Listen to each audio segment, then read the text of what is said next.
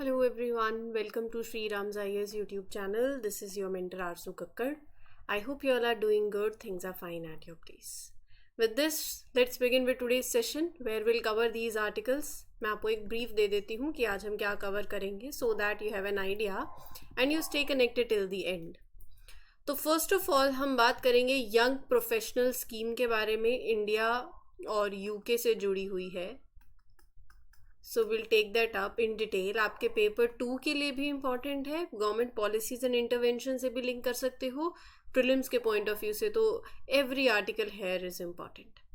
Then will talk about a species that is yellow legged buttonquail. तो एक bird की species है, why it is in news, will discuss that, कहाँ पाई जाती है और फीचर्स वगैरह सब कुछ. Then we'll have a look at International Civil Aviation Organization with respect to paper 2 again and prelims both. World Heritage Young Professionals Forum, तो we'll discuss that also. जैसे जैसे आर्टिकल्स आएंगे आपको कॉन्टेक्स्ट जो है साथ साथ पता चलता जाएगा. सो मैं आपको जस्ट एक आइडिया दे रही हूँ कि आज के सेशन में कौन कौन से टॉपिक्स लिए जाएंगे. तो यहाँ पर इस पर्टिकुलर आर्टिकल में हम बात करेंगे world heritage young professional forum की, कैसा प्लेटफॉर्म है ये and basically what all is included, क्या डिस्कशंस होती हैं, वो सब कुछ देखेंगे. Last but not the least will talk about an editorial जो कि आपका हिंदू में था आई गेस, या तो ये जो एडिटोरियल है ये डिस्कस कर रहा है पर्सन विद डिसेबिलिटीज़ के बारे में, from margins to mainstream. तो ये आर्टिकल आप अपने जीएस पेपर 2 से अगेन लिंक कर सकते हो. एंड इसके अंदर हम देखेंगे कि पर्सन विद डिसेबिलिटीज़ पीडब्ल्यूडीज़ इंडिया के अंदर क्या चैलेंजेस फेस कर रहे हैं एंड क्या क्या मेजर्स लेने चाहिए to empower persons with disabilities. So challenges और फिर उसके सॉल्यूशंस, और आप देखोगे कि इंडिया में क्या ऐसे रीसेंट इनिशिएटिव्स लगा लीजिए या फिर गवर्नमेंट की कोई भी ऐसी स्कीम्स जो कि इससे जुड़ी हुई हो, वो आपको थोड़ा सा आइडिया होना चाहिए. मैं आपको एक दो बता दूंगी बट एक दो आप खुद भी ढूंढो, ये आपका होमवर्क रहेगा. ठीक है, सेशन अच्छा लगता है तो make sure that you mark your attendance by liking the lecture. You can share it with your friends also, let others know about it. Comment section में the way you are pouring love and giving such wonderful feedback, so thank you for that. चलिए शुरू करते हैं with the first article. Young professional scheme news में क्यों है, पहले context देख लेते हैं. न्यूज़ में इसलिए है क्योंकि UK home office they have announced details for the second and the final Ballad of 2024 under this India young professional scheme. अब ये स्कीम क्या है, इसकी डिटेलिंग तो हम डिस्कस करेंगे. मैं आपको 2 लाइनों में समझाऊं तो सिंपल सी ये स्कीम है जिसके अंदर ये स्कीम अलाउ करती है यंग प्रोफेशनल्स को फ्रॉम इंडिया कि आप यूके जाकर रह सकते हो, पढ़ सकते हो 2 सालों के लिए. ठीक है, तो this ballot system is used ताकि you fairly select the applicants जो कि अप्लाई कर सकते हैं फॉर दिस स्कीम.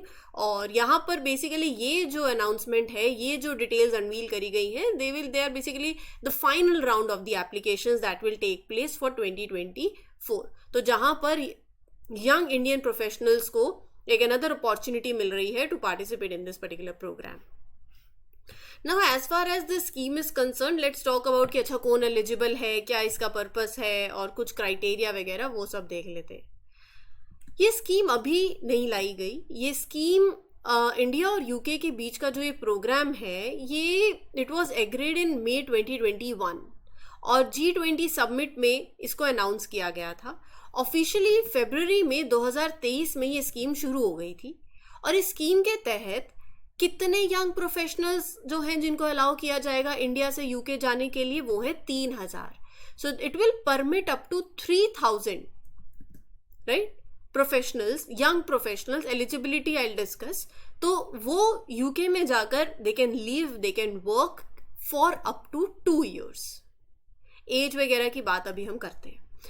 अब कौन कौन एलिजिबल है, ये जो 3000 यंग इंडिविजुअल्स, यंग प्रोफेशनल्स हैं जो इंडिया से यूके जा सकते हैं, पहले तो इनकी एज 18 से 30 के बीच में होनी चाहिए. ठीक है. Second thing is they must have a bachelors degree या फिर हायर वन ऑल्सो, बट एक बैचलर्स डिग्री आपके पास होनी चाहिए. Then they must have at least 2000 के आसपास 2530 पाउंड्स सेविंग्स एटलीस्ट होनी चाहिए. They can not have children under 18 जो आपके साथ रह रहे हो या जो आप पे फाइनेंशियली डिपेंडेंट हो या आप इनको फाइनेंशियली सपोर्ट कर रहे हो. So you can not have children under 18. ठीक है, तो the scheme makes India the first visa national country जो कि इससे बेनिफिट लेगी. अब इसके साथ साथ जो बाकी मैं आपको बता रही हूँ वो ये है एलिजिबिलिटी. एक तो 18 से 30, बैचलर्स डिग्री, 2530 पाउंड सेविंग्स आपके पास होनी चाहिए. You must not have any children जो कि 18 से कम हो, जो आपके साथ रह रहा हो या फिर आप जिसको फाइनेंशियली सपोर्ट कर रहे हो. यहाँ पर जो एप्लीकेंट्स है, the person must be selected in the India young professional scheme ballot before they can apply for a young professional scheme visa. ठीक है, वीज़ा की डिटेल्स बताई गई हैं.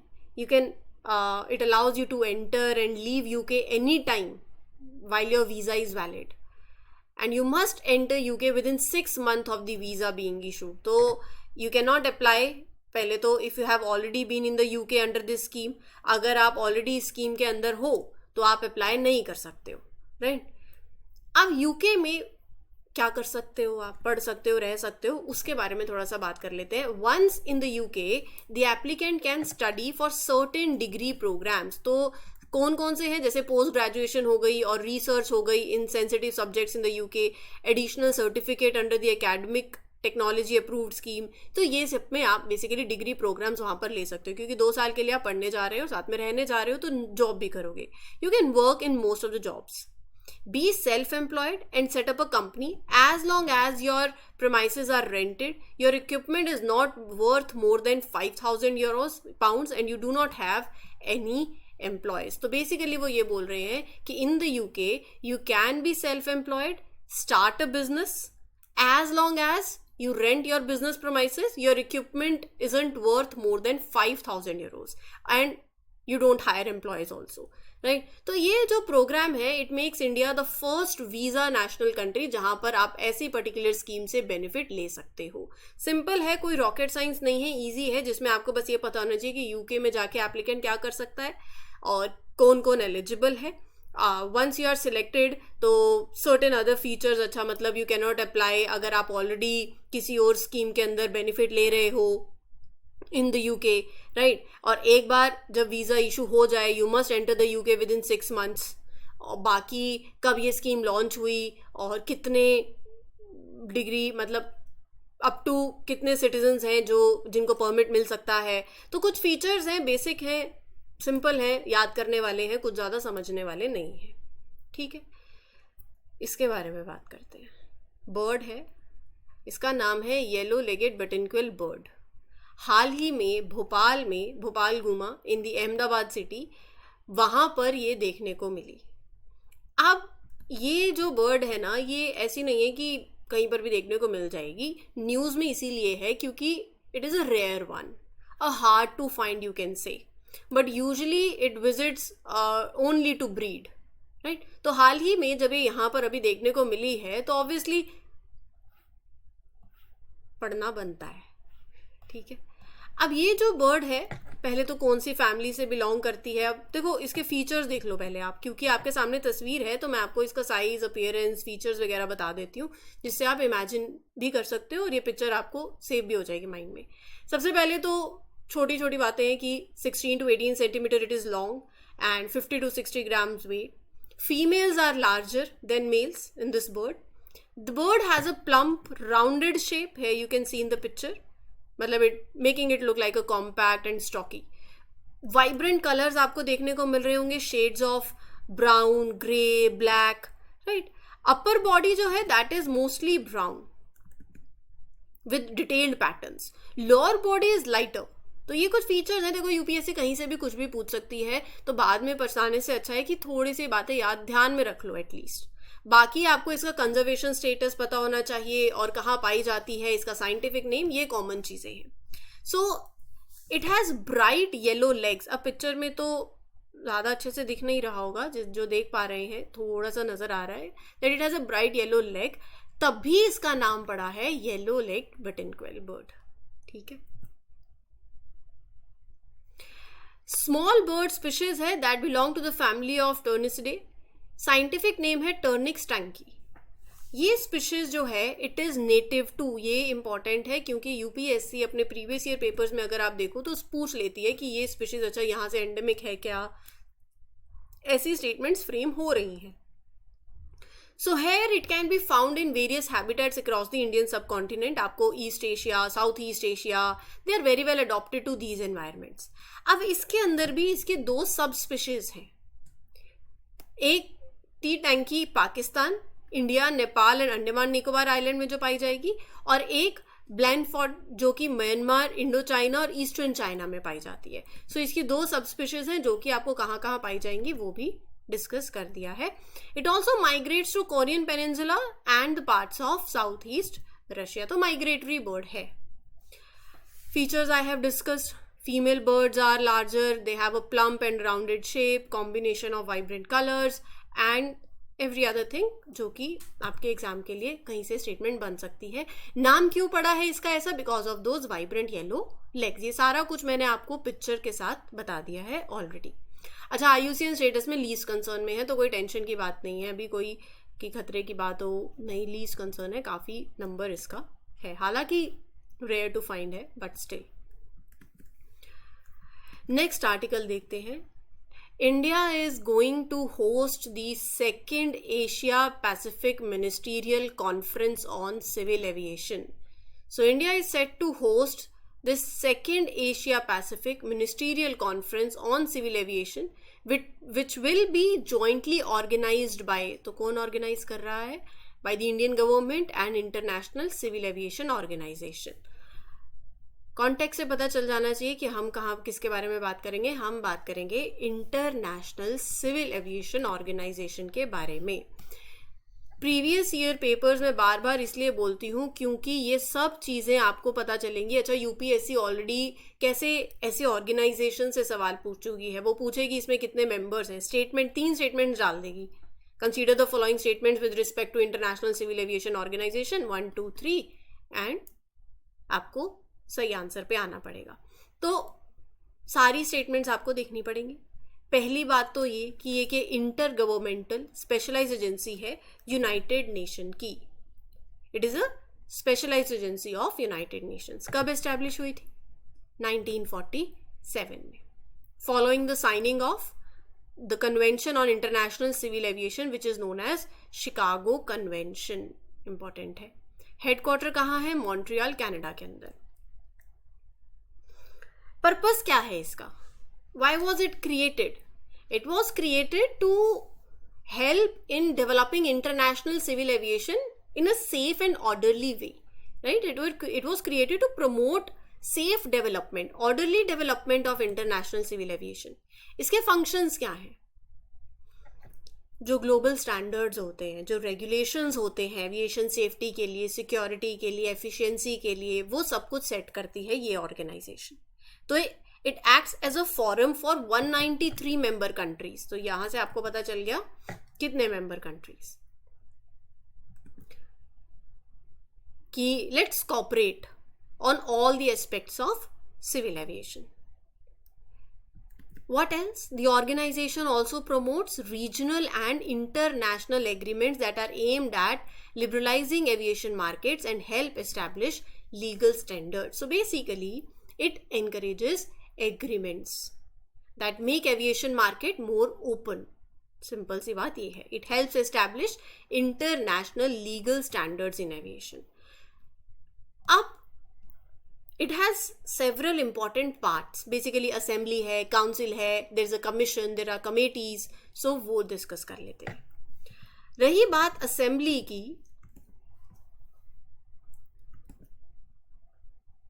assembly of delegates from all the member countries जो हर साल मिलते हैं, नहीं, बहुत बड़ी गलती हो जाएगी अगर स्टेटमेंट ऐसी आई. एनुअली मीट नहीं करते, they meet every 3 years. Every 3 years meeting of delegates होती है from all the 193 member countries. फिर you have a council. Council basically this is a group of representatives from 36 member countries, और ये representatives कौन elect करता है? By the assembly. ये कहाँ काम करते हैं? They work at the organisations headquarters. Then you have air navigation commission. This commission is chosen by the council, council के representatives bye assembly. Technical aviation issues को ये देखते हैं, टेक्निकल मैटर्स को ये एड्रेस करते हैं। Then you have various standing committees जो बेसिकली हैंडल करते हैं specific areas like supporting air navigation services, managing the finances, तो वो सब कुछ ये कमिटीज देखती हैं। जो ऑर्गेनाइजेशन के डेली ऑपरेशंस हैं, they are manage by secretary, that is headed by secretary general, selected by the council for 3-year term. ठीक है, चलिए moving ahead. Ministry of culture host कर रही है world heritage young professional forum. ऊपर की बात भी देखनी पड़ेगी ना, इम्पॉर्टेंट है। तो कॉन्टेक्स्ट पूरा ये है कि as a part of 46th session of, so as an integral part of 46th session of World Heritage Committee and in the framework of UNESCO World Heritage Education Program, right? So within this UNESCO World Heritage Education Program and as a part of this World Heritage Committee, the 4th session of this committee, culture ministry हमारी organise कर रही है world heritage young professional forum. ये forum किस लिए है, क्या करेगी, क्या पर्पस है? यंग प्रोफेशनल्स, नाम से समझ आ रहा है कि ऐसा इवेंट जहां पर यंग लोग, एक्सपर्ट्स, दे कम टुगेदर, साथ में आएंगे, they learn from each other, they will exchange ideas. Simple है। अब डिस्कस करते हैं डिटेल में। एक ऐसा platform that brings young people and heritage experts together, where you can foster learning and exchange of your ideas. Young people, they'll meet, they'll learn about each other's heritage, they'll discuss common issues in preserving the heritage, they'll find new roles in the heritage conservation. So, एक opportunity है basically. हर एक forum, it is centered on a specific topic.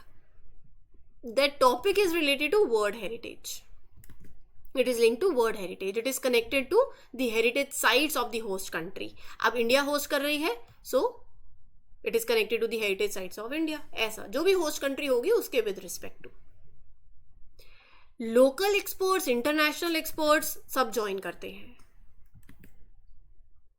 And young professionals here engage in various activities like round table discussions होती हैं, presentations होती हैं, they visit to the heritage sites. This is what happens.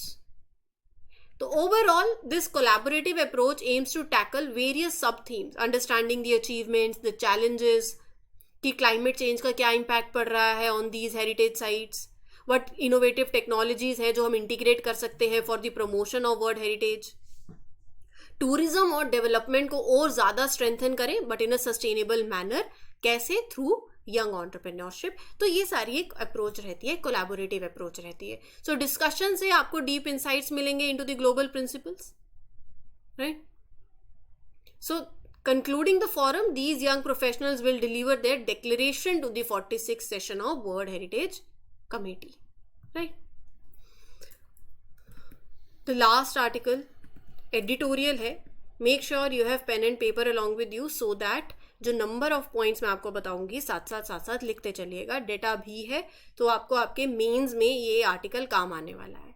Supreme court की ruling on the portrayal of disability in films. तो basically जो पूरा article है, ये जो पूरा एडिटोरियल है, ये आपके जीएस पेपर 2 से लिंक करता है. पहली बात यहां पर बात यह है कि सुप्रीम कोर्ट ऑफ इंडिया ने they have issued landmark guidelines. ऐसी गाइडलाइंस कि जो पर्सन विद डिसेबिलिटीज हैं कि उनमें उनकी मतलब यू कैन से डिस्क्रिमिनेशन नहीं हो, to prevent stereotyping in the media, in visual media you can say. तो ये जो पूरा आर्टिकल है that talks about the guidelines also and the challenges these person face and what can be the measures that can be adopted. पहली guidelines में 3 बातें हैं. पहली बात, अवॉइड स्टिग्मेटाइजिंग द लैंग्वेज. बेसिकली वो कह रहे हैं कि you use respectful language, appropriate language when you're talking about person with disabilities. पहली बात. दूसरी बात, accurate representation. मतलब you are showing person with disabilities in a respectful manner, in a realistic manner. And you are involving PWDs. You are including them in creating media content to ensure their perspectives are also represented. Right? Legal steps बहुत हैं, but guidelines को implement करना, उनको apply करना, social जो societal attitude है उनकी तरफ उसको चेंज करना, वहां पर आज भी चैलेंजेस हैं. ये यहाँ पर तो सुप्रीम कोर्ट की गाइडलाइंस जो हैं they are currently focusing on visual media, लेकिन ज़रूरत ये है कि हम इसको इन गाइडलाइंस को बाकी एरियाज में भी एक्सपैंड करें. India must work hard to close the gap between कि ये जो लॉज हैं, the intent of these laws और जो रियलिटी है उसमें जो गैप है उसको कम करना है और ख़त्म करना है, आई वुड से. और ये इंश्योर करो कि जो पर्सन विद डिसेबिलिटीज हैं उनकी फुल इंक्लूजन हो और रिस्पेक्ट हो in all the aspects of life.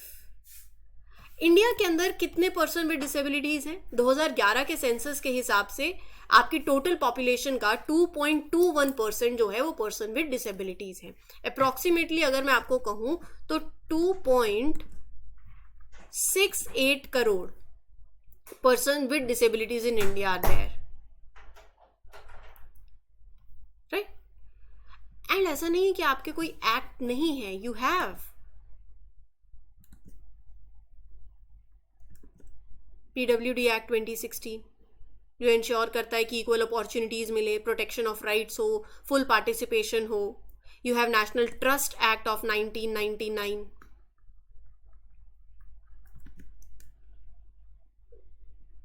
Mental health care act of 2017. आप अपने आंसर में बस ये नाम भी मेंशन कर दोगे ना, बात बन जाएगी. इनको एक्सप्लेन करने को नहीं बोलेंगे वो.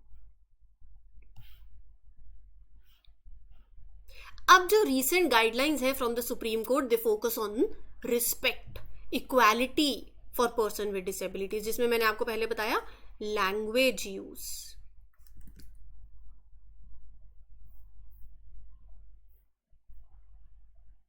लैंग्वेज यूज से क्या समझे आप?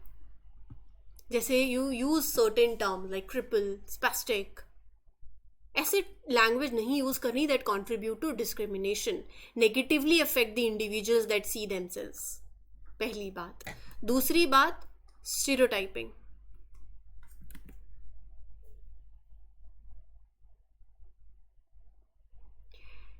Creators in the visual media and films are urged to stop portraying people with disabilities in a way that stereotype them, that mock them. Instead, they should give them a respectful representation. ठीक है? Then the guideline includes inclusive language. जैसे you avoid such terms like victims, afflicted, suffering. Right? जो ऐसी terms सिर्फ focus करती है on the individuals impairment. And inclusive collaboration.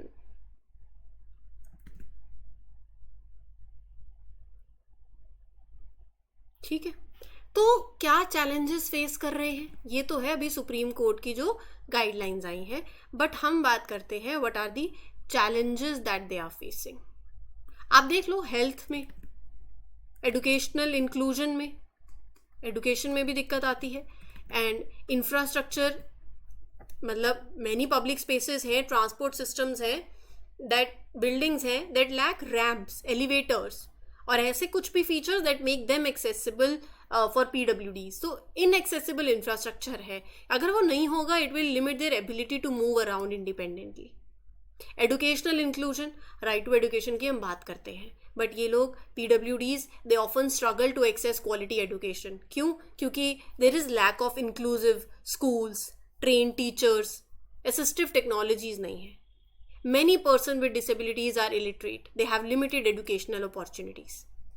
अब education की बात करें तो फिर उसके साथ एम्प्लॉयमेंट भी जुड़ती है. They face challenges in finding jobs due to discrimination. Though they are capable of working, but this large number is still unemployed or underemployed. Healthcare access may be difficulty because many facilities aren't equipped with disability friendly equipment. Covid pandemic के time पे और ज़्यादा ही evident हो गया. Social stigma,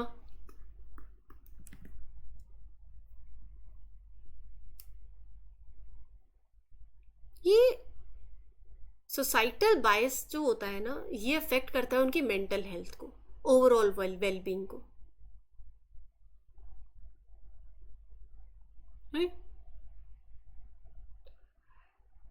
challenges हो गए.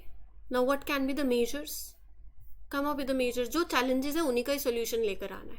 Infrastructure की बात करी है तो डिसेबल्ड फ्रेंडली इंफ्रास्ट्रक्चर लेकर आइए. You can work in research in prosthetics. Funding और फंडिंग इंक्रीज करनी चाहिए for research and development in artificial limbs. पर सोशल स्टिग्मा की बात है तो you need to change perception. मतलब empower terms like divyang instead of saying viklang. Right? Public platforms के through media showcase their abilities. ये है परसेप्शन चेंज की बात. AI पावर्ड एक्सेसिबिलिटी ऑडिट्स हो सकते हैं. इंक्लूजन की बात है एम्प्लॉयमेंट में तो गिग इकोनॉमी में you create platforms with in gig economy apps where you can offer them flexible job opportunities, right? So many other things can be there. You establish hub for developing assistive technologies in sports, para athletics, right? What else do you think can be the measures? Do let me know in the comment section. These all were the points. Do right it down. नहीं लिखा है video को थोड़ा पीछे लेकर जाइए और लिख लीजिए, काम आएगा. इस सेशन के लिए इतना ही. Will meet you in other session with other articles. Till then take care, good luck, good wishes. This is your mentor Aarzoo Kakkar signing off. Happy learning, all the best. Thank you.